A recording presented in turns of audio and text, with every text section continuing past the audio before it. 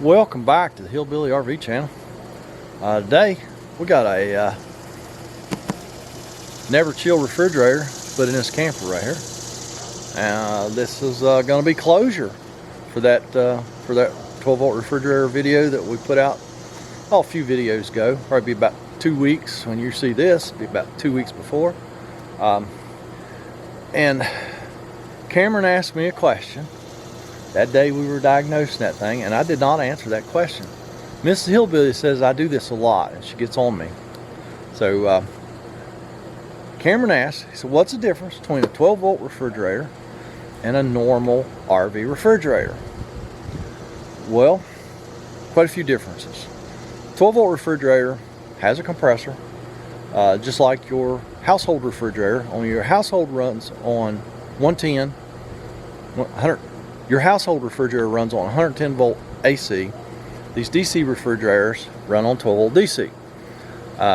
In your camper, air quotes, in a normal camper refrigerator is an absorption refrigerator. Has no compressor. It's got ammonia in the cooling unit where these have Freon, and it uses convection to circulate the ammonia and all the other chemicals that are in there. And so it just uses a heat source, whether it's electric or gas, to heat that stuff, and it circulates like that. Hot goes up, when it's cool it comes back down. And these, so there's no moving parts, no real moving parts in an RV refrigerator. You got your gas valve, you got your solenoids. Yeah, technically they move, and if you might have a fan on it, maybe, and that moves, but for the most part, the refrigerator itself has no moving parts. This, like I say, is just like a household refrigerator with the compressor and all that. Still, same deal. It's a closed system.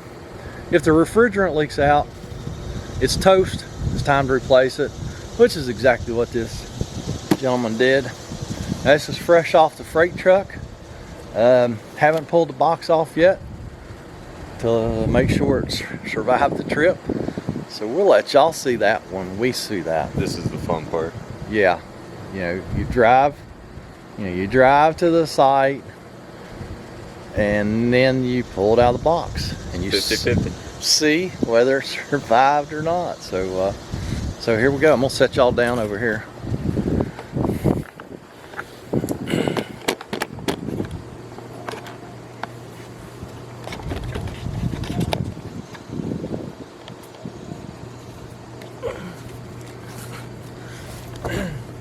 There's nothing holding the box on.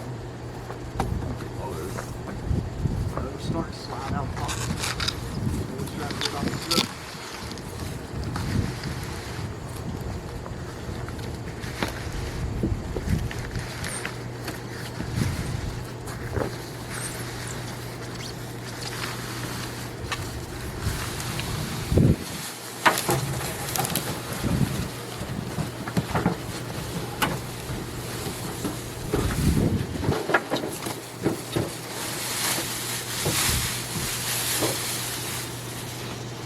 Oh, Lord. Nice. Really? Oh, it's broken. It's got glass door. Oh, crap. Nope, didn't survive the trip. Nope. Gonna look at it. I'm not ready to go through that.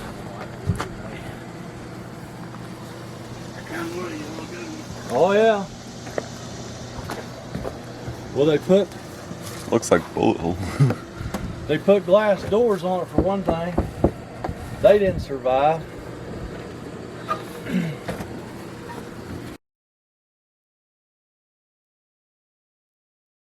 Well, thought we was gonna give y'all some closure today. No closure on this one.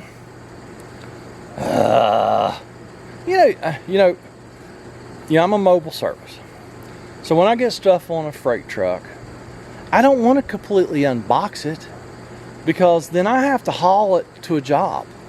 And that might be, I might have to go to the garage, unload it, reload it, you know, another day, and then haul it. I may haul it an hour. So you don't really want to unbox this stuff because it's still got to travel. I looked at the box, you know, I seen a little mark right here. Didn't think nothing of it. Now, this was encased in plastic then, so I couldn't see that it, you know. And also, I didn't know this thing had glass doors. And these over here, we got perfect puncture marks in the box, which that wouldn't have been a deal breaker, because that's you know, as long as it didn't damage the interior of the refrigerator, you know, those would have been fine. They would have been hid. But I had no idea it had glass doors.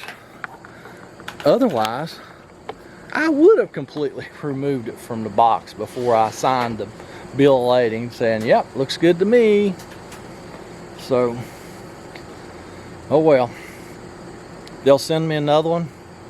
Somebody will eat it, and then we'll come back down and put it in. Then we will have closure. But that's going to be it for right now.